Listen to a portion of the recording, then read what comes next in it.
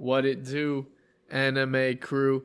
Amen. Listen, today I'm going to be ranting about Obsession. It is a horror movie in theaters right now that I saw recently, and it was honestly really good. I went into it without expectations, and I came out of it really having enjoyed it, which is always a pleasant surprise when it comes to horror movies because obviously there's a lineage of like really great ones throughout history, but when it comes to the stuff that ends up in the theater cycle, you're gonna have a lot of just like cynical expansions and like running old franchises into the ground. A lot of stuff that plays it extremely safe. You got the Netflix core horror. You got the where you have the freaking paranormal cops. Like the Conjuring ones, and there has to be like the swelling. A dramatic backstory for the ghost when they move into a new house, and then they have to have a showdown where they throw holy water on it and throw a cross at it. Just all that boring stuff that I don't like at all. But this one did its own thing. It's not an unheard of concept. It's a guy who basically wishes that a girl will fall madly in love with him and then gets more than he bargained for when he does so. But it's a really fun time. It's tonally definitely a fun movie as well. There are moments of camp and moments of comedy that genuinely made me chuckle and caught me off guard because of how tense the atmosphere that it established was. It gets right into it. It doesn't beat around the bush or waste your time. And I really appreciated that as well. The acting is pretty incredible. Apparently, it's a group of mostly unknown actors and a director who was making some sort of a debut himself. And I was really impressed by specifically the female lead's performance as the girl who was spellbound into falling for this guy.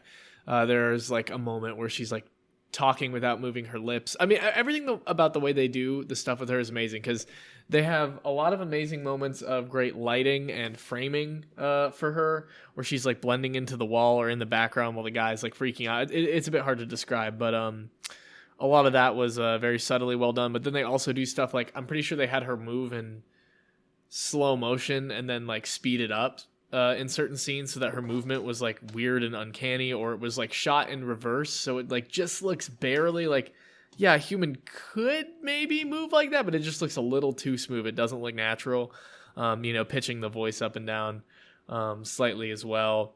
A lot of stuff was done to make her seem as creepy and foreboding as possible. There was even like a moment where she read an excerpt because she was a writer from something she was writing, and it was genuinely pretty haunting and cryptic prose that I found really effective, which also contributed to a relatively funny moment as well.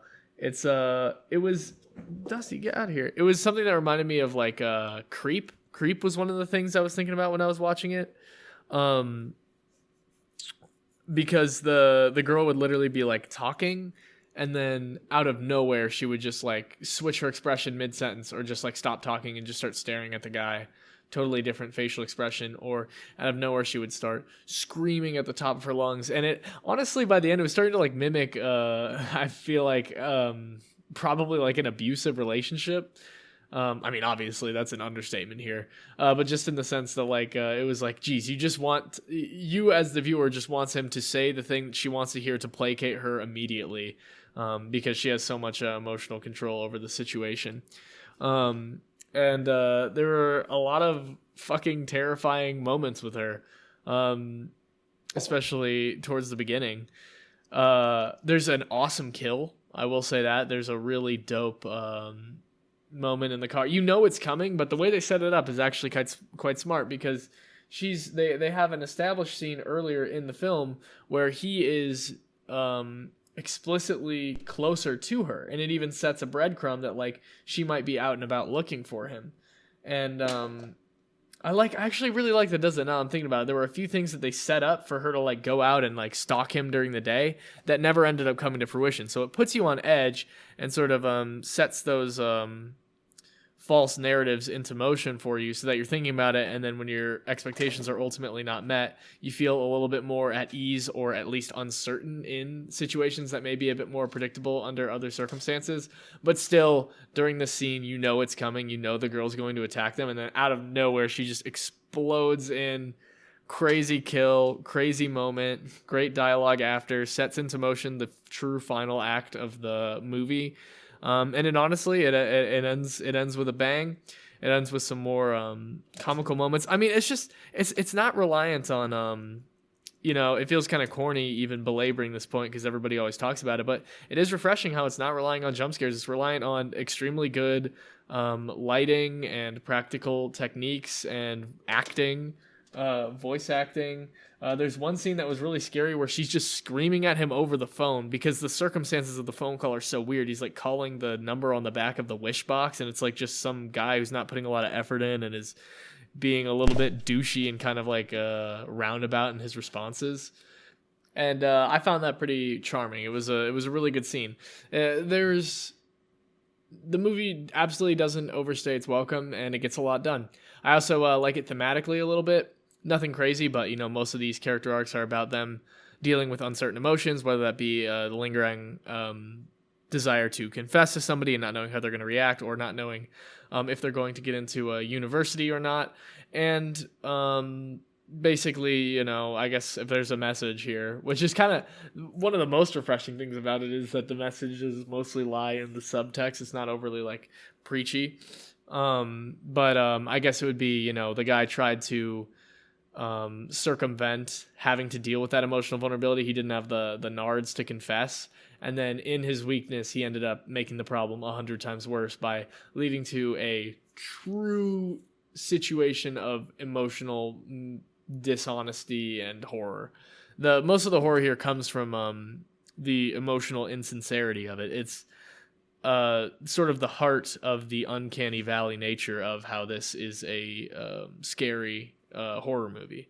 It all boils down to hearing something from somebody and having it just be convincing enough, but knowing that it's not there and feeling like it can just change and have the rug pulled out from under you at any moment, especially towards the beginning where it's really establishing what her personality is like now that she is cursed by this wish.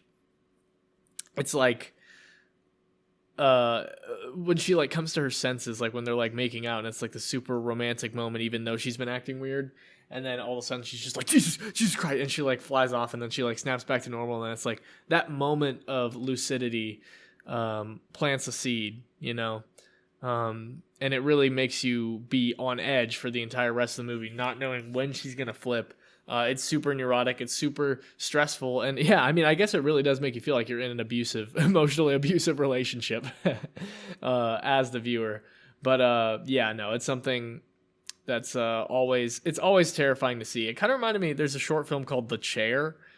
It's not like amazing or anything, but it spoiler alerts for the Chair, but it follows a guy who has Alzheimer's and is like dying, and basically the continuity of his conversations in the world around him stop making sense even mid-sentence sometimes, and that moment to moment possibility for subversion at any moment, and for the world to just dissolve, for your concept of what's happening in reality and normalcy to just dissolve at any moment at the drop of a hat, and to just entirely change into something completely foreign is it's pretty terrifying, especially when well acted. And I thought that this movie was very well acted. So yeah, I mean, it's not like my favorite movie ever or anything like that, but it was a very pleasantly surprising, cool horror experience in theaters that I would strongly recommend to anybody who's looking for something new. That's about all I have to say. Have a good one, y'all.